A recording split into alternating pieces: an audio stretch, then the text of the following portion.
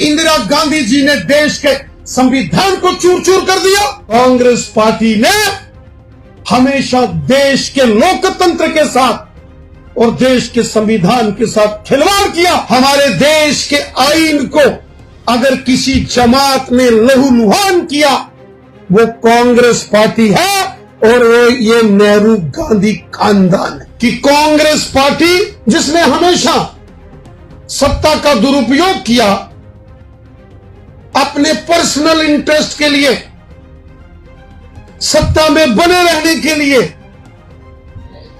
कांग्रेस ने देश के संविधान को तार तार किया।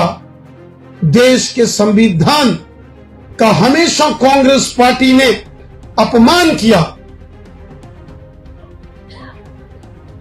हमारे साथियों ने डिटेल के अंदर यहां चर्चा की।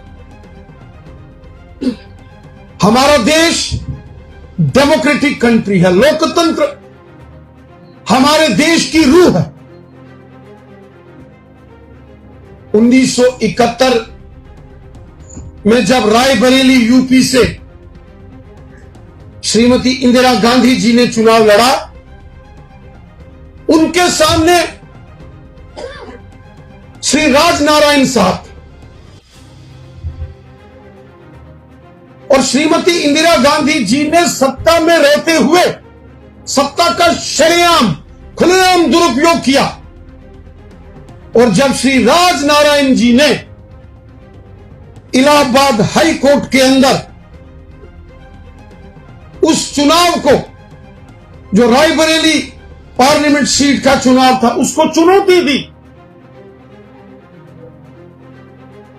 और एक लंबी सुनवाई के बाद जब अदालत के अंदर सारे सबूत रखे गए, इलाहाबाद हाई कोर्ट के जस्टिस जगमोहन सिन्हा साहब ने यह फैसला सुनाया 12 जून 1975 को कि श्रीमती इंदिरा गांधी जी ने धांधलियां की, गड़बड़ की, खुलेआम सरकारी तंत्र का दुरुपयोग किया और वो रायबरेली से जो 1971 का चुनाव जीती उसको ऑनरेबल हाई कोर्ट इलाहाबाद ने असंवैधानिक घोषित कर दिया और श्रीमती इंदिरा गांधी जी को प्रतिबंधित कर दिया। उनकी सदस्यता रद्द कर दी गई और उनको बैन कर दिया गया कि अगले 6 साल वो चुनाव नहीं लड़ सकती। श्रीमती इंदिरा गांधी और कांग्रेस पार्टी ने ऑनरेबल हाई कोर्ट इलाहाबाद के उस फैसले को सुप्रीम कोर्ट के अंदर चुनौती दी और सुप्रीम कोर्ट के जो ऑनरेबल जस्टिस थे उस वक्त, जिनके सामने वो केस लगाया गया, जस्टिस V.R. कृष्णैयर और जस्टिस V.R. कृष्णैयर ने उस वक्त, हालांकि सुप्रीम कोर्ट ने कुछ रिलीफ इंदिरा गांधी जी को दिया, लेकिन श्रीमती इंदिरा गांधी चाहती थी कि पावर के दम पर उस सारे फैसले को पलट दिया जाए। वो हिंदुस्तान के कानून को नहीं मानती थी, वो अदालतों को नहीं मानती थी। 24 जून को जब इंटरिम रिलीफ 1971 में सुप्रीम कोर्ट के ऑनरेबल जस्टिस V.R. कृष्णैयर जी ने इंदिरा गांधी जी को दिया, उनको कहा कि आप सदन की कार्रवाई में हिस्सा ले सकती हैं,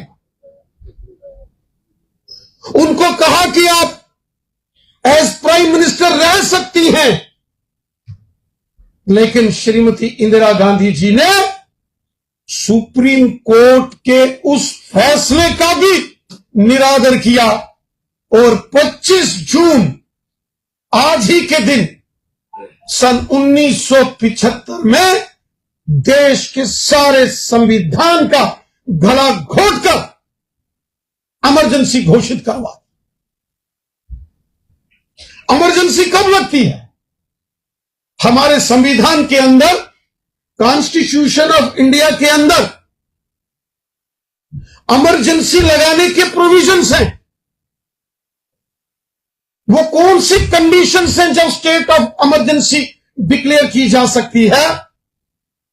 जब देश के ऊपर एक्सटर्नल एग्रेशन हो जाए, जंग की स्थिति हो जाए, जंग लग जाए, या देश के अंदर आर्म्ड रिबेलियन हो जाए,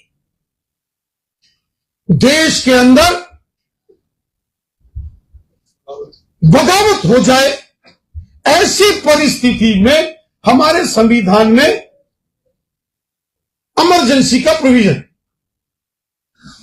जब 1962 में भारत चीन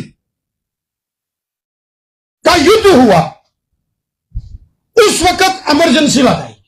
युद्ध हुआ, एक्सटर्नल एग्रेशन हुआ।